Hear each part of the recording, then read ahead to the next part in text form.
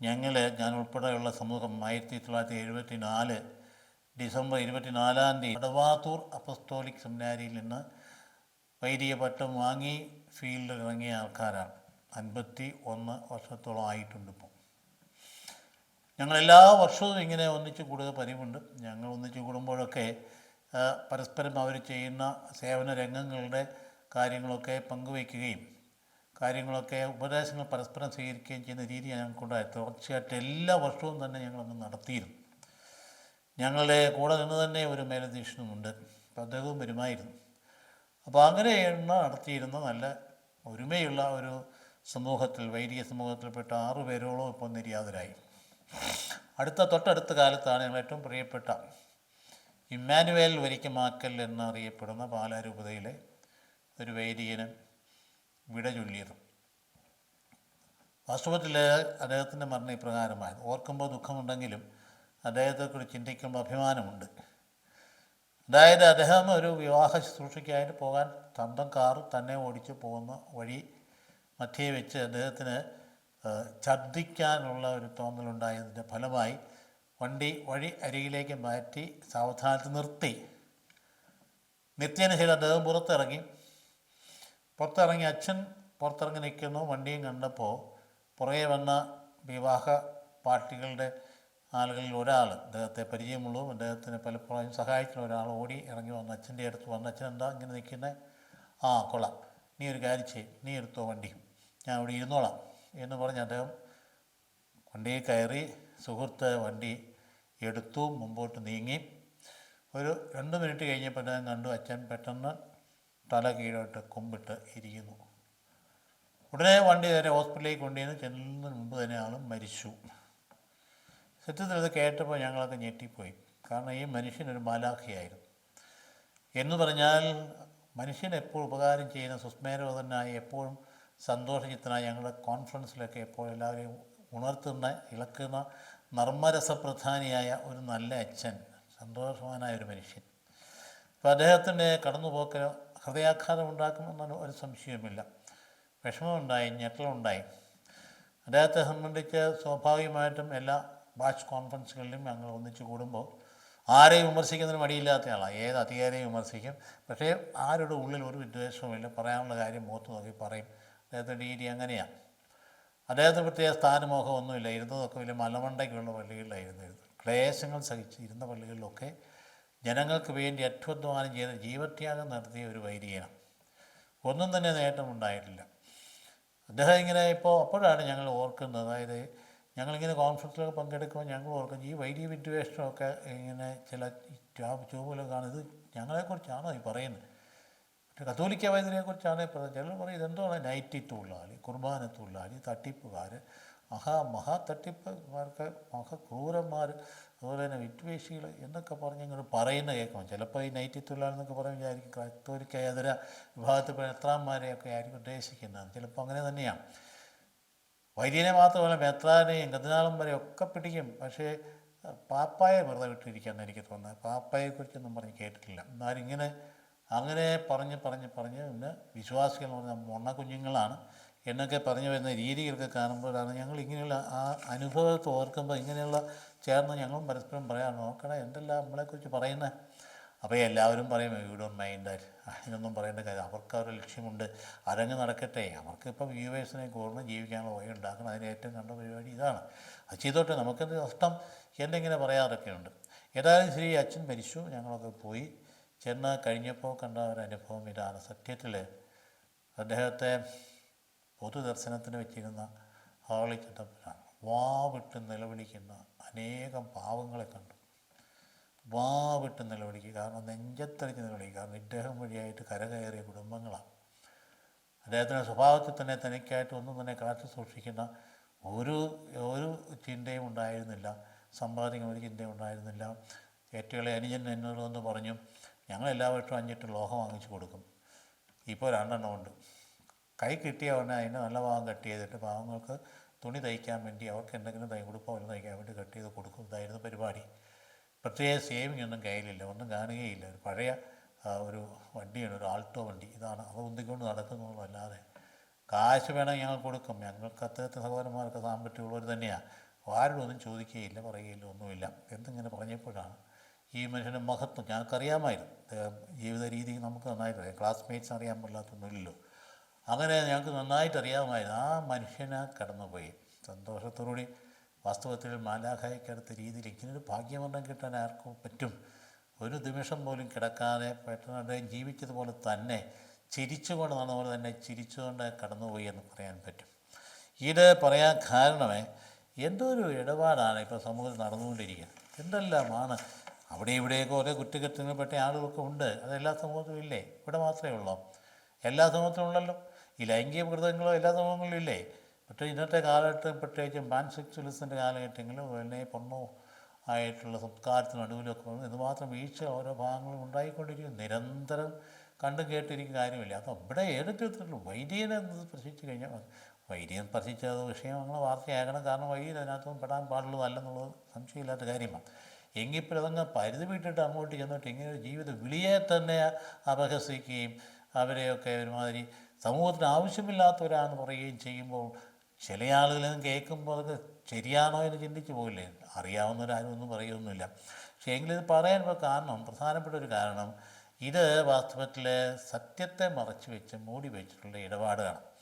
അത് പറയാതിരിക്കാൻ നിവൃത്തിയില്ല. ഞങ്ങൾ ഇത്രയും ഉള്ള ബാച്ചിൽപ്പെട്ട ആൾക്കാർ 51 വർഷമായി ഞങ്ങൾ എല്ലാ വർഷവും ഒന്നിച്ച് കൂടുമ്പോൾ ഒരു വൈദികയിൽ പോലും ഒരു ദോഷവും ഈ കഴിഞ്ഞ 51 വർഷമായിട്ട് ഉണ്ടായിട്ടില്ല. അത് ദൈവത്തിന് കൃപയാണ്. ഒരു പരാതിയും ഏതെങ്കിലും തരത്തിലുള്ള കുറ്റം ആരും ഒന്നും പറഞ്ഞിട്ടില്ല. സാധാരണ ഒരു ഇടവയിലൊക്കെ ഇരിക്കുമ്പോൾ എതിർപ്പുകളൊക്കെ ഉണ്ടാകും, സ്വാഭാവികമാണല്ലോ. നന്നായിട്ട് കൊണ്ടുവന്ന ആൾക്കാർക്ക് ശത്രുക്കളുണ്ടാകും. ശത്രുക്കൾ ഉണ്ടായില്ലെങ്കിൽ അവൻ നന്നായിട്ട് കൊണ്ടുപോകുന്നില്ലെന്നും അതിൻ്റെ അർത്ഥം. സത്യത്തിനും നീതിക്കും ധാർമ്മികതയ്ക്കും നിലനിന്ന് കഴിയുമ്പോൾ അധർമ്മികളും അസത്യവാദികളൊക്കെ നേരെ ശത്രുക്കളായി വരും, സംശയമൊന്നുമില്ല. പക്ഷേ എന്നാലും ഏതെങ്കിലും തരത്തിലുള്ള ധാർമ്മികമായ ഒരു അപജയത്തിൻ്റെ ഒരു ആരോപണം ഒരുവനിൽ നിന്നും ഉണ്ടായിട്ടില്ല എന്നുള്ളത് അതിൻ്റെ അർത്ഥം. അങ്ങനെ ഇത്രയും ഈ കാലഘട്ടത്തിൽ പോലും നിഷ്കളങ്കമായിട്ട് ദൗത്യ നിർവഹണം നടത്തുന്ന വൈദികരുള്ള സഭയാണിത്.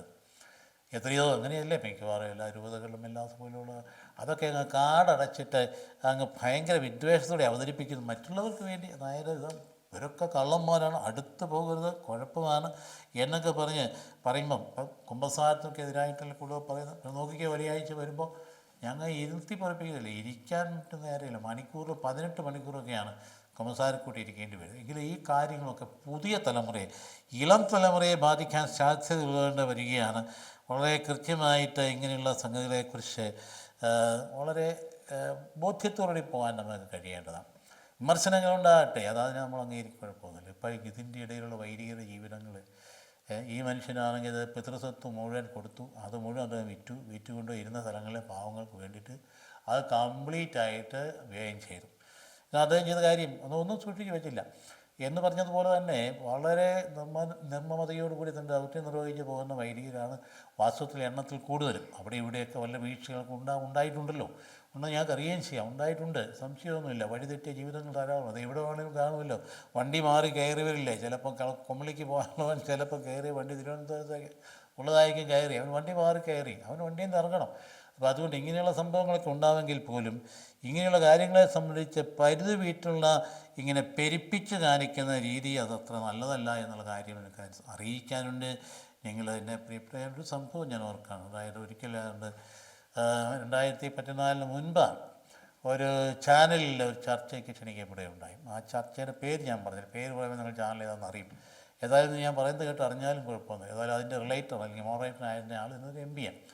അതുപോലെ അന്ന് സ്റ്റേജിലുണ്ടായിരുന്ന എൻ്റെ കൂടെ ഉണ്ടായിരുന്ന ആൾ ഒരു കോട്ടയം കളക്ടറായിരുന്ന ഒരു വനിതയാണ്. പിന്നെ അതുകൂടാതെ ഇന്ന് MP ആയിരിക്കുന്ന, അന്ന് പയ്യനായിരിക്കുന്ന ആൾ ഇന്ന് MP ആണ്. അതുപോലെ തന്നെ മറ്റൊരു രാഷ്ട്രീയ സംഘടനയുടെ സംസ്ഥാന പ്രസിഡൻ്റാണ്, അദ്ദേഹം മരിച്ചുപോയി. അങ്ങനെ ഞങ്ങൾ 3-4 പേര് സ്റ്റേജിലിരിക്കുമ്പോൾ ഒരു 40 പേരടങ്ങുന്ന സദസ്സ് അവരിങ്ങനെ ഞാൻ പോയി ഇരുന്ന് കഴിഞ്ഞാണ് ഈ വാസ്തവത്തിന് വിഷയം എന്നാന്ന് മനസ്സിലായി. അവർ കൈകാര്യം ചെയ്ത വിഷയം എന്ന് പറഞ്ഞത് കത്തോലിക്ക വൈദികരുടെ ലൈംഗിക വൈകൃതങ്ങളോ മറ്റുമായിരുന്നു. കത്തോലിക്ക വൈദികരാണെന്നില്ല, എല്ലാ വൈദികരും. കാരണം പരിശുദ്ധ പിതാവ് മാർപ്പാപ്പ എപ്പോഴും പുറത്ത് പോകുമ്പം ലോകത്ത് എവിടെ പോയാലും ശരി ഏതെങ്കിലും കാര്യങ്ങളെക്കുറിച്ച് പറയുന്ന ആ കൂട്ടത്തിലെ വൈദികരുടെ ഭാഗത്തു നിന്നുള്ള ഏതെങ്കിലും ലൈംഗിക വീഴ്ചകളുണ്ടെങ്കിൽ അതിന് മാപ്പ് പറയുമായിരുന്നു. ഒരിക്കൽ ഞങ്ങൾ റോമിൽ പഠിച്ചുകൊണ്ടിരിക്കും പാപ്പായോട് തന്നെ നേരിട്ട് ചോദിക്കുക, പാപ്പ എന്നതിനെ ഇങ്ങനെ പറയുന്നത് ഇത്രയും ലക്ഷക്കണക്കിന് 5 ലക്ഷത്തിലധികം വൈദ്യുതിയുണ്ടായിട്ട് അതിനകത്ത് 1% പോലുമുള്ള വീഴ്ചകളുള്ളവരില്ല, എന്നിട്ട് അതുപോലെ പരസ്യമായിട്ട് പറയുമ്പോൾ എല്ലാവരും വിചാരിക്കില്ല ഇതെല്ലാവരും ഇങ്ങനെയാണെന്ന്. അപ്പോൾ പാപ്പ പറഞ്ഞു അങ്ങനെയല്ല, നമ്മുടെ ഭാഗത്ത് നിന്ന് ചെറിയ വീഴ്ച വന്നാൽ നമ്മൾ ഏറ്റു പറയണം. ഏറ്റു പറയുന്നതുകൊണ്ട് നമുക്കൊരു ദോഷവും വരില്ല. അതുകൊണ്ട് കൃപയേ ഉണ്ടാകുകയുള്ളൂ. നമ്മളൊന്നും ഒളിച്ചു വെക്കണ്ട എന്ന് പറഞ്ഞത് ജോൺ പോൾ സെക്കൻഡ് മാപ്പ് വിശുദ്ധനായ മാപ്പ് പറഞ്ഞത് ഓർക്കുകയാണ്. അപ്പോൾ എന്ന് പറഞ്ഞതുപോലെ ഞാനവിടെ പോയിരുന്നപ്പോൾ സർവ്വ ചോദ്യങ്ങളും എനിക്ക് നേരെയാണ്. മറ്റവരെയൊക്കെ വെറുതെ വിട്ടതുപോലെയാണ്. അവർക്ക് ചോദ്യങ്ങളേ ഇല്ല. രാഷ്ട്രീയക്കാരോടും ചോദ്യമില്ല, ഒന്നും ചോദ്യം മുഴുവൻ എന്നോടാണ്. പടിപടിയായിട്ട് ഭയങ്കര ആക്രോശിച്ചൊക്കെ ചിലർ സംസാരിക്കും. അയ്യോ ഭയങ്കര ദുഷ്ടപ്രവൃത്തികളാണ് വന്നിരിക്കുന്നത് ഈ വിഭാഗത്തിൽ നിന്നൊക്കെ പറഞ്ഞിട്ട് ചില ആളുകൾക്ക് പറയാനിടയാതെ ഒരു മടിയില്ല. ഈ ലോകയിട്ട ആളുകൾ കാണുന്നത് തന്നെ എനിക്ക് വെറുപ്പാണെന്നൊക്കെ പറയുന്നതാണ്. ഇങ്ങനെയൊക്കെ പറയുന്നുണ്ടായി. ഇപ്പം ഞങ്ങൾക്ക് നിങ്ങൾ ആരെല്ലാം വെറുത്താലും ഇത് ഞങ്ങൾ ഇട്ടുകൊണ്ട് നടക്കും കേട്ടോ, അത് വേറെ കാര്യം. അപ്പോൾ അതുകൊണ്ട് അങ്ങനെയൊക്കെ പറഞ്ഞു കഴിഞ്ഞപ്പോഴത്തേക്കും ഞാൻ ഇതെല്ലാം തീർന്നു കഴിയുമ്പോൾ ഞാൻ ചോദിച്ചു, ഇനി ഞാൻ പറഞ്ഞോട്ടെ? അത് സമ്മതിച്ചു. ഞാൻ വളരെ കൂളായിട്ട് എണീറ്റിട്ടുണ്ട്. എനിക്കന്ന് അറിയാമായിരുന്നു, പ്രത്യേകിച്ച് ഇങ്ങനെയുള്ള രാഷ്ട്രീയ സാഹചര്യങ്ങളെക്കുറിച്ച് അന്ന് തൊട്ട് ശ്രദ്ധിക്കുന്ന ആളെന്ന നിലയിൽ ഇവരുടെ ഭാഗത്തുള്ള ഇത്തരത്തിലുള്ള വീഴ്ചകളുടെ എണ്ണം ഭയങ്കരമായിട്ട് പെരുകിയത് എനിക്ക് കൃത്യമായിട്ട് അറിയാമായിരുന്നു. അക്കമിട്ട് 1 2 3 4 5 6 എന്ന് പറഞ്ഞ് ഞാനങ്ങ് പറയാൻ തുടങ്ങി. കുറേ കഴിഞ്ഞപ്പോൾ ഞാൻ ചോദിച്ചു, മതിയായോ നിങ്ങൾക്ക്? മതിയായി. ഒന്നും മറുപടിയില്ല. എന്നാലും എനിക്ക് ഈ കാര്യങ്ങൾ പറയാം. നിങ്ങളെന്നാ പറഞ്ഞാലും ശരി, ഞങ്ങൾ കൊണ്ടു നടക്കുന്ന ജനം ഞങ്ങളുടെ കയ്യിൽ തന്നെ ഉണ്ട്. ഇല്ലെങ്കിൽ ഒരു കാര്യം ചെയ്യും, അതിരുമ്പടിക്ക് വാ, ഞാനിപ്പോൾ അതിരുമ്പടി വിചാരിക്കും, അവർ കാണിച്ചു തരാമെന്ന് പറഞ്ഞു. അപ്പോൾ ഒരാളോട് നിന്ന് പ്രത്യേകിച്ച് പാർട്ടിയുടെ സംസ്ഥാന പ്രസിഡൻ്റായിരുന്ന അദ്ദേഹം മരിച്ചുപോയി. ഇവരുടെ ഈ സ്വാധീനം ഇല്ലാണ്ടാക്കുക എന്നുള്ളതാണ് ഞങ്ങളുടെ ലക്ഷ്യം എന്നങ്ങ് പറഞ്ഞു പിടിപ്പിക്കും. ഇത് റിലേ ചെയ്തപ്പോൾ ആ ഭാഗം മാത്രം കട്ട് ചെയ്ത് കളഞ്ഞു. ആളും എടുക്കണം, മോഡറേറ്ററും എടുക്കണം, അതൊക്കെ തന്നെ അറിയാമല്ലോ ആളാരാന്ന്.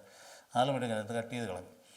ഇത് കഴിഞ്ഞിട്ട് അടുത്ത സെക്ഷനിലാണ് അതിൻ്റെ രസം. അതായത് ഞങ്ങൾ അത് കഴിഞ്ഞപ്പോൾ ഈ പറയുന്ന പങ്കെടുത്തിട്ടുള്ള VIP അല്ലെങ്കിൽ ഗസ്റ്റിന് ടീ ബ്രേക്കിന് ഞങ്ങൾ പോയി ഇരുന്ന അവസരത്തിൽ എൻ്റെ മുമ്പിൽ വന്ന് ഏറ്റവും കൂടുതൽ ആക്രോശിച്ച് ചെറുപ്പക്കാരുണ്ട് വന്ന് പറഞ്ഞു, എന്നോട് ക്ഷമിക്കണം, ഞാൻ പറഞ്ഞിട്ട് ഞാൻ അതിനൊന്നും പറഞ്ഞില്ലല്ലോ, ഞാനൊരു കുറ്റവും പറഞ്ഞില്ലല്ലോ, നീ പറഞ്ഞതൊക്കെ ഞാൻ ശാന്താന്ന് കേൾക്കല്ലേ ചെയ്തത്, അതിന് മറുപടി പറഞ്ഞൊന്നല്ലേ ഉള്ളൂ, അല്ല നിന്നെക്കുറിച്ച് കുറ്റപ്പെടുത്തിയില്ല. അതല്ല അച്ഛാ, പിന്നെ എന്നാ? അതെ, ഞാനൊരു മാരക രോഗിയായിരുന്നു. എന്നെ രക്ഷപ്പെടുത്തിയത് കത്തോലിക്ക സഭയിലെ സന്യാസിനികളെ സിസ്റ്റേഴ്സാണ്. ആഹാ, എന്നിട്ട് നീ എന്നാ ഈ പറഞ്ഞതൊക്കെ? വൈദികരെ പറഞ്ഞെല്ലാം മുള്ള സിസ്റ്ററിനെ കൂട്ടിക്കെട്ടിക്കൊണ്ട് ഭയങ്കരമായിട്ട് ആക്ഷേപമാണെന്ന് നീ പറഞ്ഞ്? അല്ലച്ചാ, അതെ, ഞങ്ങൾ മറ്റൊരു ജോലിയില്ല, ഒരു സിറ്റിങ്ങിന് ഞങ്ങൾക്ക് 3000 രൂപ കിട്ടും. അപ്പം ഇവർ പറയുന്നതൊക്കെ ഞങ്ങൾ പറയണം. അങ്ങനെ ഗതികേട് കൊണ്ട് പറഞ്ഞാൽ ഇത് നടന്ന കാര്യമാണ്, ആരും സംശയിക്കേണ്ട. അതുകൊണ്ട് എനിക്ക് അന്ന് തൊട്ട് ഈ പറയുന്ന ചാനൽ ചർച്ചകളൊക്കെ വായിക്കണമെന്നുണ്ടെങ്കിൽ എനിക്ക് അതിലൊന്നും വിശ്വാസമില്ല. ഈ മോഡറേറ്റർ ഈ കാര്യങ്ങൾ അതിന് സപ്പോർട്ട് ചെയ്യാൻ ആളെ കൊണ്ട് ഇരുത്തിയിരിക്കുക. ഇത് പറഞ്ഞു വരാൻ പ്രധാനപ്പെട്ട കാര്യം, ഈ വൈദിക വിദ്വേഷം എന്ന് പറയുന്നുണ്ടല്ലോ, പരിധി അങ്ങ് വിട്ട് പോകുന്നുണ്ട് കേട്ടോ, പരിധി വിട്ട് പോകുന്നുണ്ട്, ഒരു സംശയമില്ല. അതുകൊണ്ട് വൈദിക ലോകത്തിനൊന്നും ഒരു കുറവും വരാൻ പോകുന്നില്ല. കാരണം അവർ അഭിഷിക്തരാണ്, ദൈവാത്മാവിൽ അഭിഷിക്തരാണ്. അവരെ നയിക്കുന്ന മനുഷ്യരല്ല, ദൈവത്തിൻ്റെ ആത്മാവാണ്. അതുകൊണ്ട് അവർ പിടിച്ചു നിൽക്കും, ഒരു സംശയമില്ല. ഈ പറയുന്നവരെ ഒരു പക്ഷേ തിരിച്ചടി കൊണ്ടാകാൻ സാധ്യതയുണ്ട്. തമ്പുരാൻ വെറുതെ വിടുകയില്ല. അതുകൊണ്ട് സൂക്ഷിക്കേണ്ട ഒരു കാര്യമുണ്ട്. സത്യമില്ലാത്ത കാര്യങ്ങൾ ചുമ്മാ വെറുതെ പച്ച നുണ പറഞ്ഞു പിടിപ്പിച്ച് മിടുക്കനാകാം എന്ന് വിചാരിക്കുന്ന ഒട്ടും നന്നല്ല, ശരിയുമല്ല എന്ന കാര്യം പ്രത്യേകം അനുസ്മരിക്കുന്ന വിധത്തിൽ ഞങ്ങളുടെ അച്ഛൻ നടന്നു പോയപ്പോഴുള്ള ഓർമ്മക്കുറിപ്പെന്ന നിലയിലെ കാര്യം നിങ്ങൾ സ്വീകരിക്കുക. ഒരിക്കമാക്കൽ എമ്മാനുവൽ അച്ഛൻ പാലാരൂപത, അദ്ദേഹം കടന്നുപോയിട്ട് ഒരാഴ്ചയായിട്ടുള്ളൂ. അനേകം ആളുകൾ ഒരു പ്രതിനിധിയാണ്. അദ്ദേഹത്തെ പോലെ 10,000കണക്കിന് ആളുകൾക്കുള്ള സമൂഹമാണ് സഭയെന്ന് പറയുന്നത്. ജീവത്യാഗം ചെയ്യുന്ന വ്യക്തികൾ, കത്തിയെരിയുന്ന വ്യക്തികൾ, സമൂഹത്തിന് വേണ്ടി നന്മ ചെയ്യുന്ന വ്യക്തികൾ. അദ്ദേഹത്തെ വന്ന് നിലവിളിച്ച് അപേക്ഷിച്ച ആൾക്കാരെല്ലാം ക്രൈസ്തവരൊന്നും ആയിരുന്നില്ല, എല്ലാ ജാതി ബന്ധപ്പെട്ട ആൾക്കാരാണ്. അദ്ദേഹം പഠനത്തിന് സഹായിച്ച്, പഠിപ്പിച്ച് മിടുക്കനാക്കിയവർ, കുടുംബത്തെ സഹായിച്ചവർ, ദാമ്പത്യത്തെ സഹായിച്ചവർ, അങ്ങനെ ഒരുപാട് സഹായിക്കുന്ന ആൾക്കാരാണ്. ചന്ദ്രൻ നെഞ്ചത്തലച്ച് കരയുന്ന കണ്ടു. അപ്പോൾ അതുകൊണ്ട് ഇങ്ങനെയുള്ള കാര്യം കുറച്ചുകൂടിയൊക്കെ ഒരു അവധാനതയും മര്യാദയും ഒക്കെ ഉണ്ടാകുന്നത് നല്ലതാണ് എന്ന കാര്യം അഭിപ്രായം എന്ന് പറഞ്ഞെന്ന് മാത്രമേ ഉള്ളൂ. ദൈവം അനുഗ്രഹിക്കട്ടെ. Thank you very much.